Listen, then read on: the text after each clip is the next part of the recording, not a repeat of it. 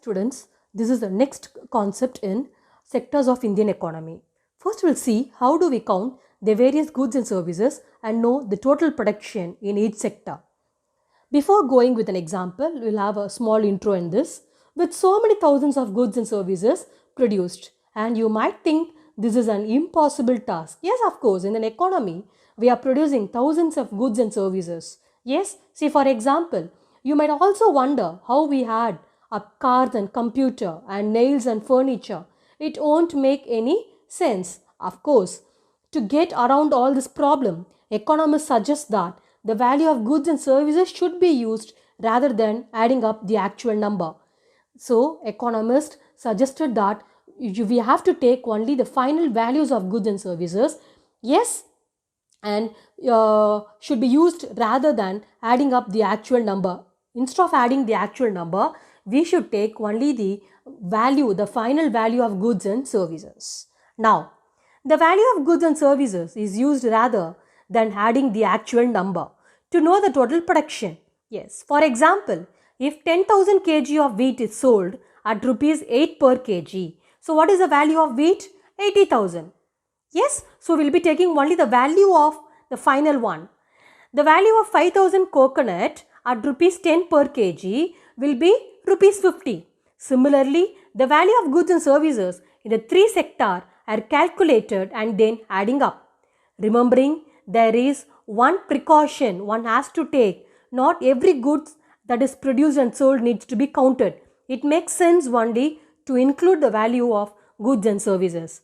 Take for instance, a farmer who sells wheat to a flour mill for rupees 8 per kg. The mill grinds and wheat and sells the flour to a biscuit company. What they are doing it?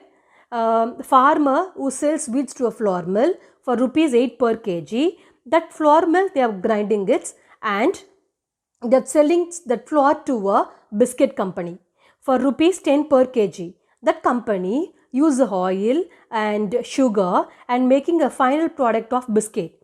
So, oil to make the 4 packet of biscuits, it sells biscuits to a consumer for rupees 60. So, per packet cost it's nothing but 15 rupees.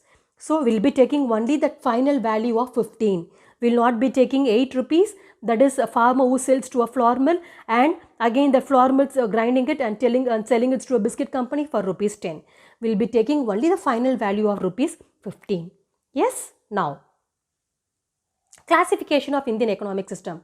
Before finding out how to find out the GDP, we'll have a small thing in this. The Indian economy can be classified into various sectors on the basis of ownership, working condition of the workers and nature of the activity being performed.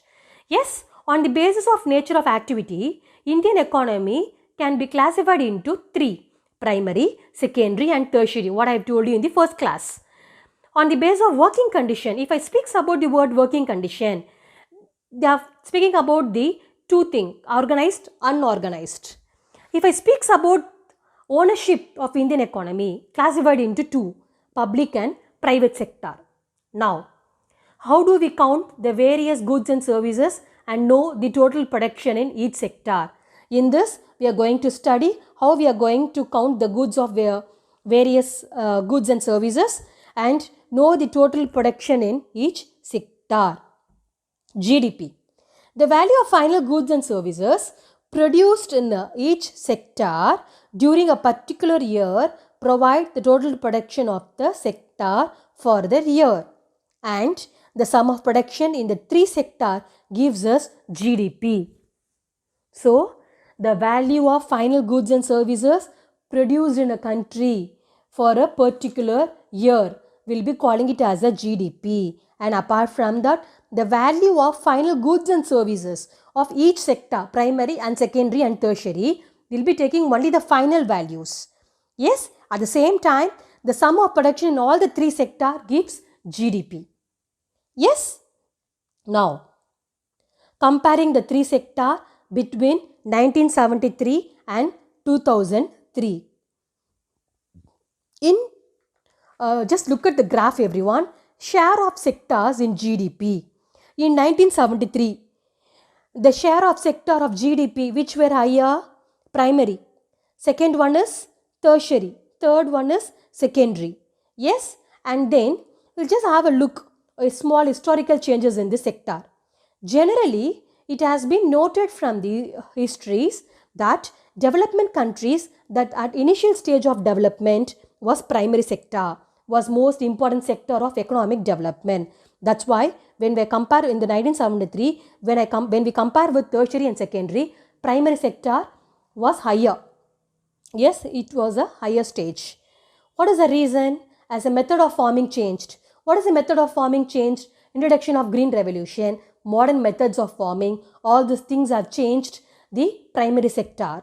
And apart from that, agriculture sector began to prosperous. It produced much more food than before because of all kind of changes made in the agriculture sector. Now agriculture sector is in prosperous and can able to produce more number of food than before. Yes, and many people could now take up their activity. They were increasing number of craft person, traders, buying and selling of activities. Yes, and increased many times.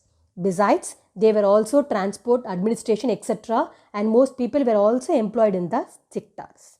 Yes, now, so far I have just told you about the primary. Now, shift from primary to secondary sector.